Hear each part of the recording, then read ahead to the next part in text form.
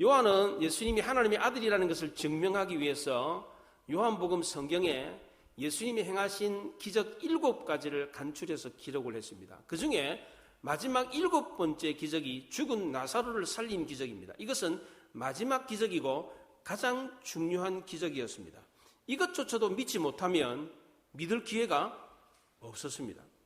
예수님은 죽은 지 나흘이나 된 나사로의 무덤 앞에서 눈을 들어 하늘을 우러러 이렇게 기도했습니다.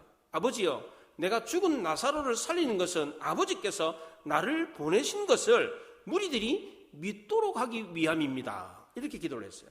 예수님은 무리들 앞에서 눈을 들어 하늘을 우러러 보시면서 기도하는 모습을 보여주었습니다.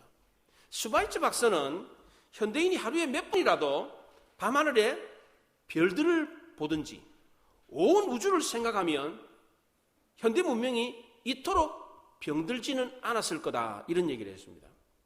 여러분은 하루에 몇 번이나 하늘을 쳐다보십니까? 하늘 몇 번이나 보십니까?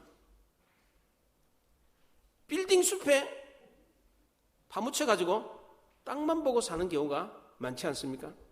그래서 대부분의 사람들은 보이는 것이 전부다라고 생각을 합니다. 눈에 보이는 이 세상이 전부다, 이런 생각을 갖습니다. 그런데 성경은 보이는 것은 잠깐이고 보이지 않는 것은 영원하다라고 했습니다.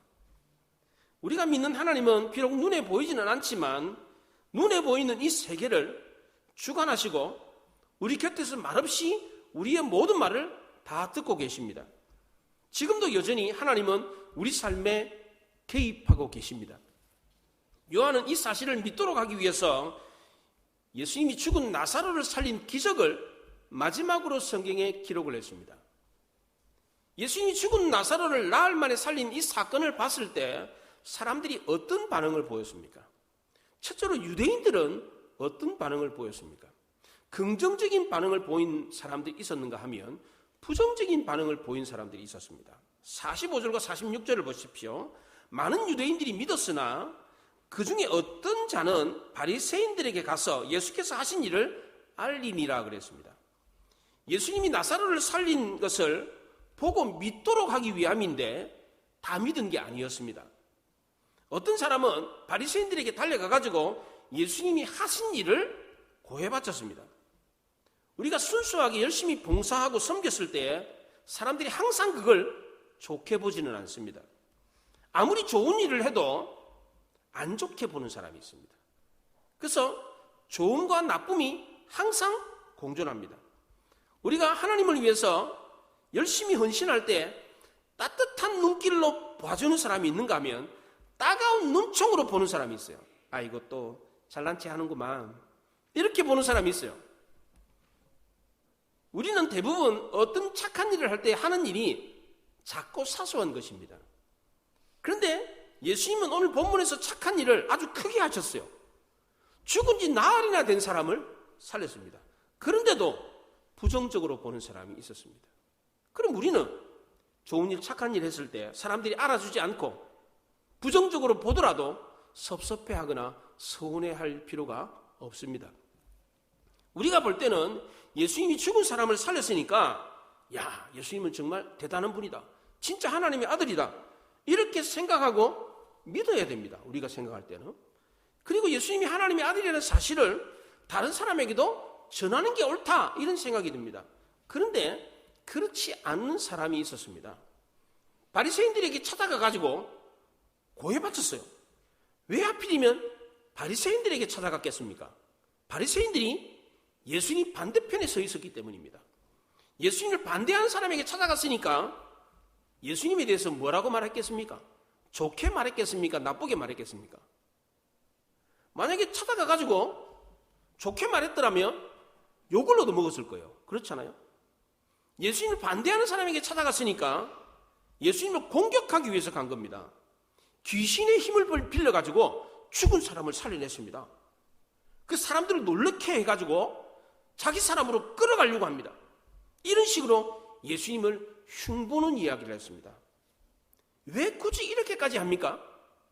자기 존재감을 드러내기 위해서.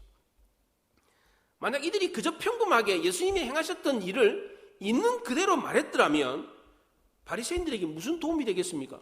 오히려 욕을 태바가지 얻어먹었을 거예요.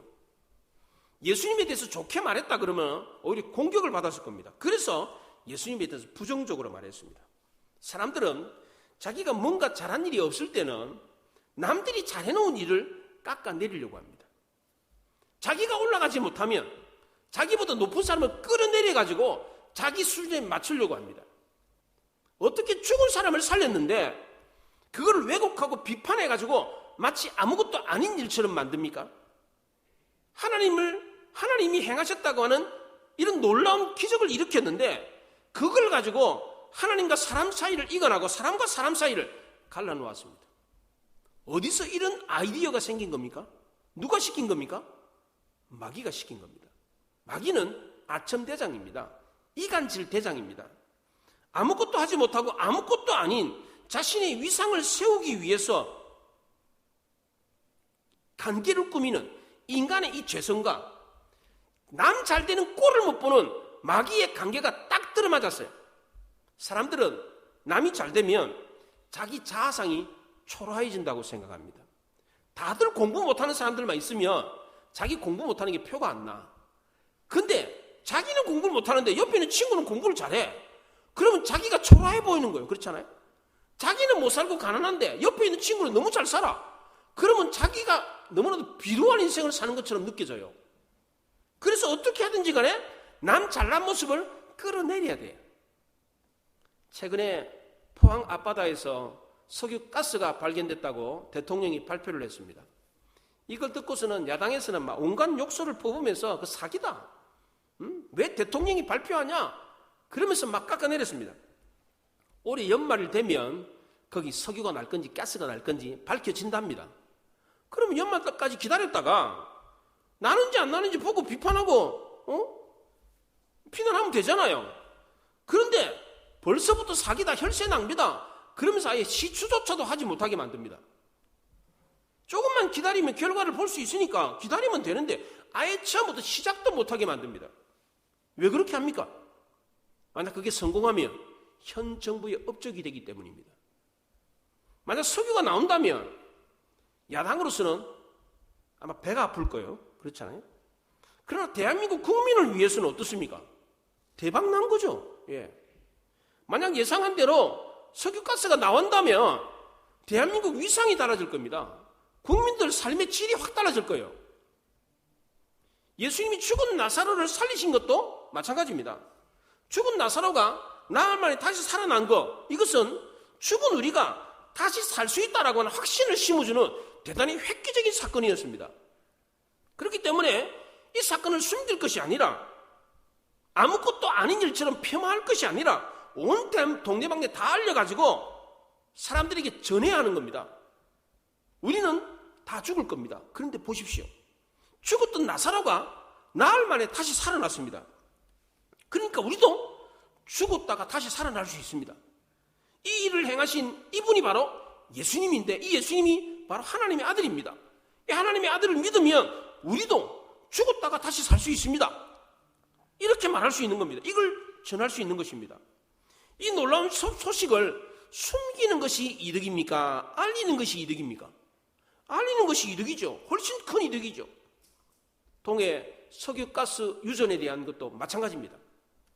비록 비용이 많이 들지만 시추에서 얻는 이득이 훨씬 크기 때문에 시추하는 것이 옳은 것입니다. 다만 그 과정에서 사기를 당하는 일이 없도록 어설프게 일하는 일이 없도록 관리 감독할 책임이 있죠.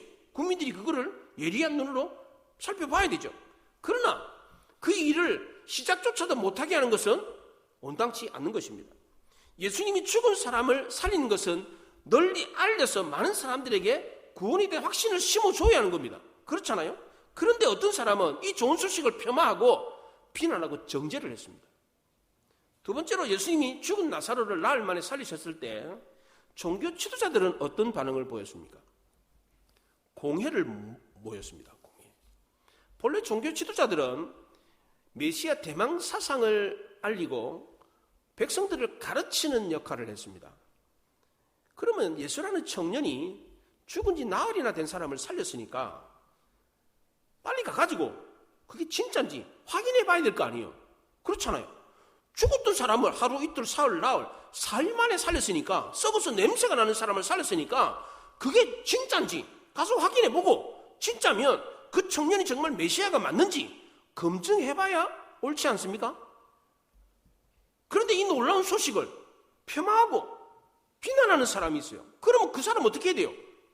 따끔하게 혼을 내야 되죠. 어디 그따위 말로 사람을 속이려고 그러느냐? 하나님이 살아서 역사한 증거를 보여줬는데 그러면 내 자신을 알고 회개를 해야 되지 어디 함부로 비난하고 폄하하는 말을 하느냐? 이러면 따끔하게 혼을 내야 돼요. 그런데 종교 지도자들이 어떻게 했습니까? 사내들이 공회로 모였습니다. 저 사람 그냥 놔뒀다가는 모든 사람의 인기가 저 사람에게로 갈 거다. 그리고 로마 사람들이 와가지고 우리의 땅과 민족을 빼앗아 갈 거다. 오히려 걱정을 했습니다. 죽은 사람을 살린 기적은 메시아만 행할 수 있는 기적이었습니다. 그런데 종교 지도자들은 이 기적을 사회를 혼란시키고 밀란을 일으키는 기적이니까 로마인들이 와가지고 우리 땅과 민족을 빼앗아 갈 거다. 이렇게 생각을 했습니다. 왜 종교 지도자들이 이렇게 생각했습니까? 첫째는 경쟁심 때문입니다. 둘째는 소심함 때문입니다. 셋째는 명예심 때문입니다. 이 기적으로 모든 사람이 다 예수를 믿고 예수를 따라가면 자기네들은 인기가 떨어지니까, 자기네 권위가 떨어지니까 이런 시기심 때문에 이렇게 한 겁니다. 예수님을 경쟁 상대로 만들고 자기 기득권을 빼앗기지 않으려고 이렇게 했습니다. 그래서 예수님을 예배 대상이 아니라 시기와 경쟁의 대상으로 몰아갔습니다. 48절에 만일 그를 이대로 두면 모든 사람이 그를 믿을 것이요 그랬습니다. 예수님의 기적은 모든 사람이 믿을 정도로 위대한 사건이었습니다. 그래서 종교 지도자들은 예수님에게 모든 인기를 다 빼앗길 것이다라고 그랬습니다. 죽은 나사로를 살린 이 놀라운 사건에는 하나님의 엄청난 은혜의 강이 흐르고 있었습니다. 이 엄청난 은혜의 강이 있으면 나도 그 놀라운 은혜를 잊겠구나 이런 생각을 해야 되는데 종교 지도자들은 이 엄청난 사건 때문에 내 명예가 실추되겠구나 이런 생각을 했습니다. 그래서 예수님의 기적을 종교적인 미역거리로 또 정치적인 이슈로 전락시켜 버렸습니다. 종교적으로는 어떻게 죽은 사람이 살아날 수 있느냐? 이건 분명 사람들을 미혹해하는 거짓이다 이렇게 몰아갔습니다. 정치적으로는 기적을 보고 사람들이 예수님을 다 따라가면 힘의 균형이 깨져가지고 사회 전체가 혼란에 빠지게 된다. 그럼 밀란이 일어나게 되는데 그러면 우리나라를 지금 식민 지배하고 있는 로마가 쳐들어와가지고 땅과 국민들을 빼앗아간다. 이런 정치적인 문제로 전락시켜 버렸습니다. 종교 지도자들은 겉으로 보기에는 엄청 국민을 생각하고 나라를 걱정하는 것처럼 보입니다. 그런데 사실은 자기 기득권을 빼앗길까 봐 걱정하고 있었습니다. 우리나라 정치인들도 그렇지 않습니까? 정치인들 말을 들어보면 애국자도 그런 애국자가 없어요. 다 애국자예요. 그렇잖아요? 근데 속은 전혀 그렇지가 않습니다. 얼마나 시기 질투가 많은지 모릅니다. 정치라는 것은 남을 깎아내리고 내가 사는 겁니다. 국민의 표를 그 사람이 받으면 나는 못 받습니다. 반대로 내가 받으면 그 사람은 못 받습니다. 그게 정치입니다. 그래서 어떻게 하든지 간에 그 사람을 깎아내려야 돼요. 그래야 그 사람이 표를 못 받고 내가 표를 받는 거예요. 이게 정치예요. 국민들이 투표를 할 때 이 사람도 투표하고 저 사람도 투표하면 무슨 문제가 있겠어요? 시기 질투할 필요가 없지. 근데 투표라는 거는 저 사람이 받으면 내가 못 받는 거예요. 그렇기 때문에 저 사람을 표를 못 받게 하기 위해서 깎아내려야 돼. 그래야 내가 표를 받는 거예요. 그러니까 정치에는 시기와 질투와 암투가 없을래야 없을 수가 없어요.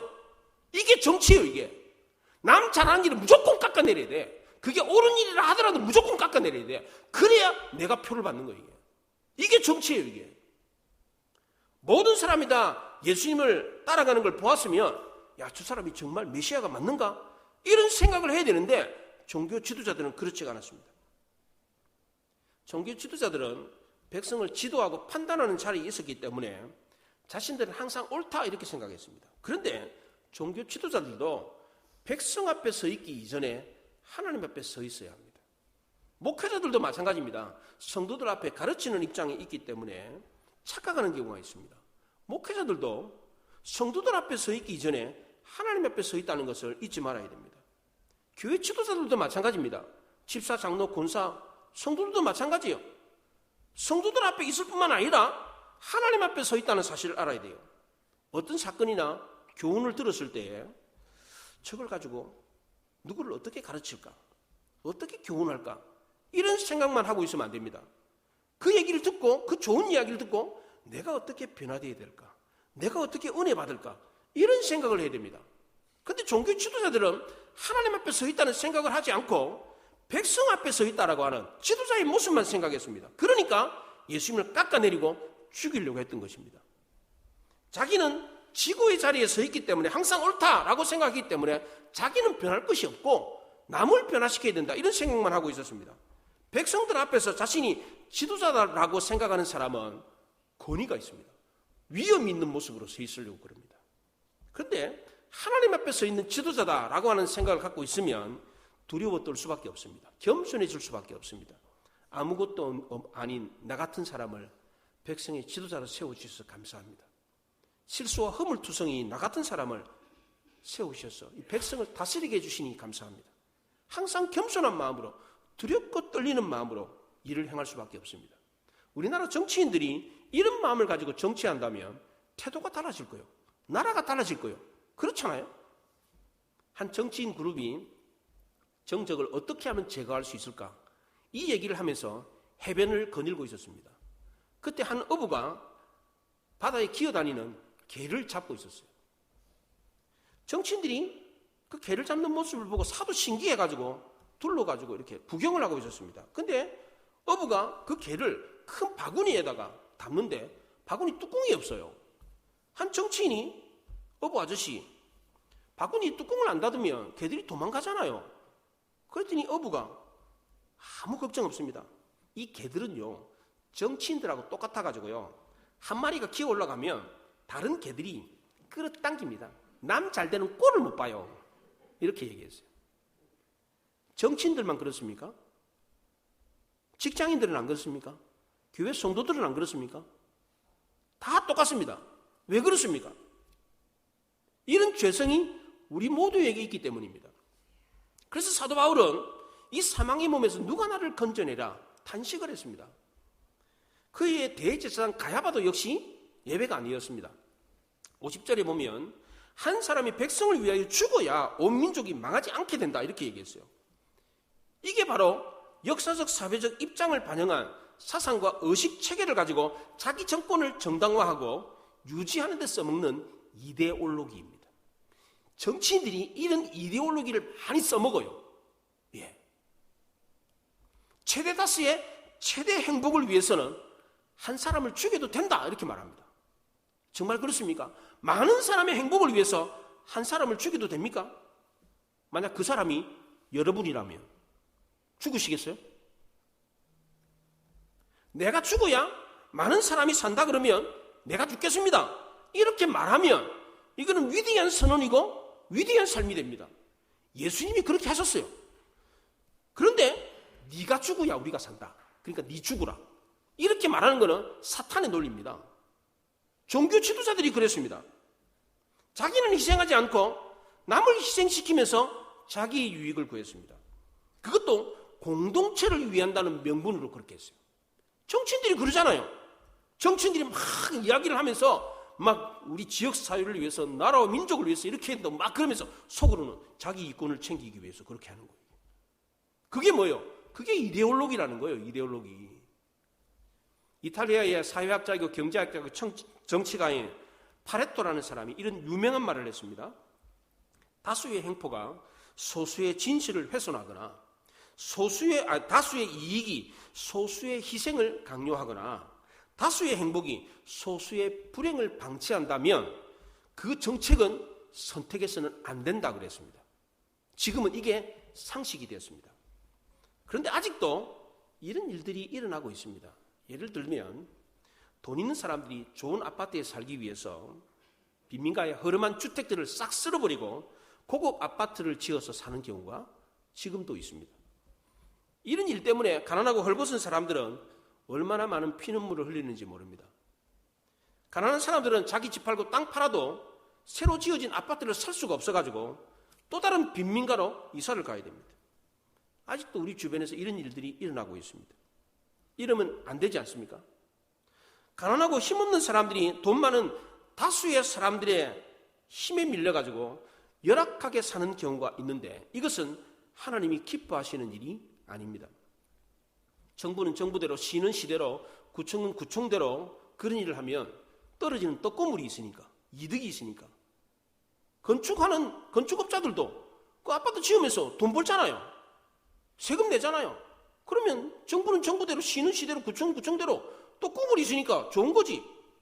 그래서 모르는 척하고 그냥 덮어두는 거예요, 이게. 이거는 주님이 십자가와는 정반대되는 것입니다. 주님의 십자가는 어떤 것입니까? 그거 위대하신 하나님이 가난하고 병들고 힘없는 사람들을 위해서 스스로 죽음을 자처하신 겁니다. 종교 지도자들은 힘없고 연약한 한 사람을 죽여가지고 많은 사람을 구원하는 것이 가장 좋은 방법이다 이렇게 말을 했습니다. 이건 역시도 하나님의 방법이 아니었습니다. 우리 사회가 정말 건강하고 살기 좋은 곳이 되려면 어떻게 해야 됩니까? 힘없고 가난하고 병든 사람이 힘있고 부유한 사람을 위해서 희생하는 것이 아니라 힘있고 부유한 사람이 가난하고 병들고 연약한 사람들을 위해서 희생하는 것입니다. 가난한 사람들은 희생할 것도 별로 없습니다. 오히려 부유하고 힘있는 사람이 희생할 게 훨씬 더 많습니다. 그래야 바른 사회가 되는 겁니다. 그런데 힘있는 사람은 거의 대부분 다 희생을 하지 않습니다. 또 힘이 있기 때문에 누구도 희생을 강요할 수가 없습니다. 가난하고 힘없는 사람은 희생을 강요하면 저항할 힘이 없기 때문에 고스란히 그 희생을 감내를 해야 됩니다. 그러니까 우리 사회가 불공평한 것입니다. 이런 불공평함을 해소하기 위해서 생긴 것이 공권력입니다. 그런데 이 공권력이 이런 모든 불공평을 다 해소해 줄 수가 없습니다. 그래서 하나님이 우리에게 제시해 주신 최고의 방법이 있습니다.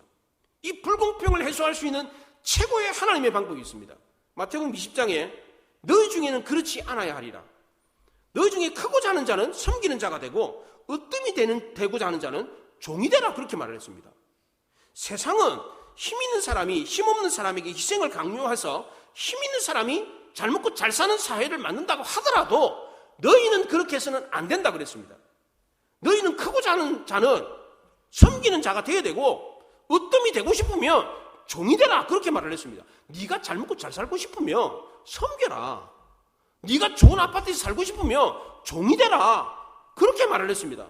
이렇게 하면 누구나 잘 사는 행복한 사회를 만들 수 있는 것입니다. 큰 사람이 작은 사람을 위해서 희생해야 되는 겁니다. 남을 죽여서 내가 사는 게 아니라 내가 죽여서 나를 죽여서 남을 살리는 것이 하나님의 방법입니다. 성도는 차라리 내가 손해보고 말지 남에게 피해를 입혀서는 안 된다 이런 생각을 가지고 살아야 됩니다. 그런데 종교 지도자들은 남을 죽여서 자기를 살리려고 했습니다. 마지막 세 번째로 예수님이 죽은 나사로를 나흘 만에 살리셨을 때 우리는 그러면 이걸 보고 어떻게 반응해야 되겠습니까? 우리는 모든 사건 배후에 하나님의 섭리가 있다는 것을 인정해야 합니다. 예수님이 십자가에서 죽으심은 대제사장의 말대로 초라한 한 청년의 죽음이 아니었습니다. 온 이 우주보다 더 크고 놀라운 하나님의 죽음이었습니다. 이 죽음으로 온 인류를 구원하는 위대한 대역사가 이루어졌습니다. 대제사장 가야바는 한 사람이 백성을 위해서 죽어야 온 민족이 망하지 않는다라고 말을 했습니다. 이것은 선한 의도로 말한 게 아닙니다. 예수님을 죽일 명분을 쌓기 위해서 한 말이었습니다. 하나님은 대제사장 가야바가 어떤 의도로 그런 말을 하는지를 다 알고 있었습니다. 가야바는 자신의 목적과 이익을 위해서 예수님을 정치적인 희생양으로 삼으려고 했습니다. 하나님은 이걸 다 아시고 가야바가 자신의 입을 통해서 노골적으로 그 말을 하게 했습니다. 가야바가 했던 말 배후에는 하나님의 섭리가 있었습니다. 가야바가 한 사람이 죽어야 온 백성이 망하지 않는다라는 말을 했는데 이 말을 하게 했던 것은 하나님의 섭리가 있었어요. 전 인류를 구원하려고 하는 하나님의 대역사는 인간의 교묘한 계획 속에서도 유유히 흘러가고 있었습니다. 가야바는 한 사람이 죽으면 전체를 다 살릴 수 있으니까 한 사람을 죽여도 된다라고 하는 논리를 폈습니다. 이런 악한 인간의 간교한 논리를 하나님이 다 알고 계시면서도 그 논리 속으로 스스로 들어가셨습니다. 그리고 그 속에서 하나님의 뜻을 이루시고 전 인류를 구원하셨습니다. 또한 예수님이 죽은 나사로를 살린 그 사건 배후에도 하나님의 섭리가 있었습니다. 결국 예수님은 이 기적 때문에 종교 지도자들의 미움을 받아가지고 십자가에 못 박혀 죽습니다. 이것으로 인해 가지고 하나님은 인류를 구원하셨습니다. 53절에 이날부터는 그들이 예수를 죽이려고 모의하니라 라고 했던 것처럼 나사로를 살린 이 기적은 예수님의 죽음을 재촉했습니다. 나사로를 살린 사건은 예수님의 죽음으로 이어졌고 예수님의 죽음은 인류를 구원한 하나님의 위대한 섭리였습니다. 요한복음 12장에 하나의 밀알이 땅에 떨어져 죽지 않으면 하나를 그대로 있고 죽으면 많은 열매를 맺는다고 했는데 예수님이 말씀하신 그대로 그 일이 성취가 됐습니다. 구약시대 대제사장이 하는 일은 제사를 통해서 백성들의 죄를 사하고 죽을 사람을 살리는 일을 한 겁니다. 그런데 지금 대제사장은 뭘 하고 있습니까? 아무런 죄가 없는 사람을 죽이려고 하고 있습니다. 드라마나 영화를 보면 주인공을 부각시키기 위해서 꼭 등장시키는 인물이 있습니다. 그가 누굽니까? 악인입니다. 악인. 악인을 등장시켜야 주인공의 영웅심이 드러나는 겁니다. 그 당시에 종교 지도자들은 악역을 맡고 있었습니다. 우리는 사람을 죽이는 일에도 쓰일 수 있고 사람을 살리는 일에도 쓰일 수가 있습니다. 우리는 어떤 역할을 하든지 간에 모든 일이 다 하나님의 뜻을 이루는 데 쓰임을 받습니다. 그럼 우리는 어떤 역할을 맡아야 하겠습니까? 죽이는 일이 아니라 살리는 역할을 맡아야 하는 겁니다. 구약 성경에 이스라엘 백성들을 심판하는 도구로 쓰임받았던 나라가 있었습니다. 아수르 바벨론이었습니다. 아수르 바벨론이 이스라엘을 멸망시킬 때 하박국 선지자가 불평을 했습니다. 하나님 어떻게 그러실 수가 있습니까? 우리보다 악한 나라를 통해서 우리나라를 멸망시키면 어떡합니까? 아수르와 바벨론은 우리보다 더 나쁜 놈들입니다. 우리도 나쁜 놈이지만 우리보다 더 나쁜 놈을 통해서 우리를 망하게 하시면 어떡합니까? 이러면서 불평을 했습니다. 이방민족은 이스라엘 민족을 심판은 하나님의 도구로 쓰임을 받았지만 더 무서운 심판을 받아서 결국은 망했습니다. 그래서 하나님은 실패도 겪지 않으셨고 손해본 일도 없었습니다. 그들이 아무리 악하고 위협을 한다고 할지라도 하나님께 도움이 됐을 뿐 하나님에게 해를 입히지 못했습니다. 기독교 작가 오스왈드 챔버스라는 사람이 주님은 나의 최고봉이라는 책에서 이런 얘기를 했습니다. 하나님은 마귀가 하는 모든 일에 한 수 앞질러서 자신의 목적에 도움이 되게 하신다. 사탄 편에서는 하나님의 목적을 해방하기 위해서 최대한 기를 쓰지만 그 사탄의 일도 하나님의 목적을 이루는데 도움이 될 뿐이다. 이렇게 말을 했습니다. 어차피 우리가 하는 모든 일은 다 하나님의 목적을 위해서 쓰이는 겁니다. 문제는 악한 일을 위해서 쓰이느냐 선한 일을 위해서 쓰이느냐는 겁니다. 나사로를 살린 이 사건 속에는 하나님을 거역하는 사람들을 심판하는 하나님의 섭리가 들어있습니다. 또 이걸 통해 가지고 믿고 구원받게 하는 하나님의 섭리가 들어있습니다. 우리는 어느 편에 서 있어야 하겠습니까? 심판받는 편에 서 있어야 되겠습니까? 구원받는 편에 서 있어야 되겠습니까? 구원받는 편이죠. 때로 우리는 기도할 때에 우리가 기도한 대로 안 되는 경우가 있습니다. 그래도 하나님은 뜻을 이루십니다. 예수님이 십자가에 못 박혀 죽기 전에 아버지 이 잔을 내게서 지나가게 하옵소서 그랬어요. 그 잔이 지나갔습니까? 안 지나갔습니까? 안 지나갔어요. 그런데도 하나님의 뜻은 이루어졌습니다. 예수님은 십자가에서 하나님의 뜻, 자기 뜻이 이루어지지 않았기 때문에 괴로웠지만 그걸 통해서 하나님이 영광을 받으셨습니다. 우리 매일매일의 삶 속에는 하나님의 섭리가 있습니다. 그 속에서 우리는 선한 도구로 쓰임을 받아야 합니다. 우리는 어떤 실패와 어려움을 겪는다고 할지라도 늘 하나님을 보며 감사하고 찬송할 수 있어야 됩니다. 왜냐하면 실패와 어려움 속에도 하나님의 섭리가 있고 그 속에서도 하나님은 영광을 받으시기 때문입니다. 비록 나는 실패해서 괴롭지만 그걸 통해서 하나님이 영광을 받으시니까 우리는 찬송하고 감사할 수 있어야 하는 겁니다. 실패와 좌절을 겪어도 오히려 기대와 소망을 가질 수 있어야 합니다. 하나님은 우리 삶의 모든 영역에서 우리를 위해서 위대한 일을 행하십니다. 빌립보서 2장에 하나님은 우리에게 소원을 두고 행하신다 그랬습니다. 하나님은 모든 성도에게 꿈을 주셨습니다. 비전을 주었습니다. 이걸 믿어야 됩니다. 이걸 믿는다면 불평할 게 없습니다. 감사하지 못할 일이 없습니다. 실패해도 병들어도 고난과 좌절을 겪어도 감사할 수 있는 것입니다. 그러므로 우리는 늘 감사함에 감격하며 오히려 기대와 소망을 가지고 살 수 있기를 바랍니다. 모든 일에 하나님의 섭리를 인정하고 선한 도구로 쓰임받은 우리 모두가 될 수 있기를 바랍니다. 기도하겠습니다. 말씀을 생각하며 기도합니다.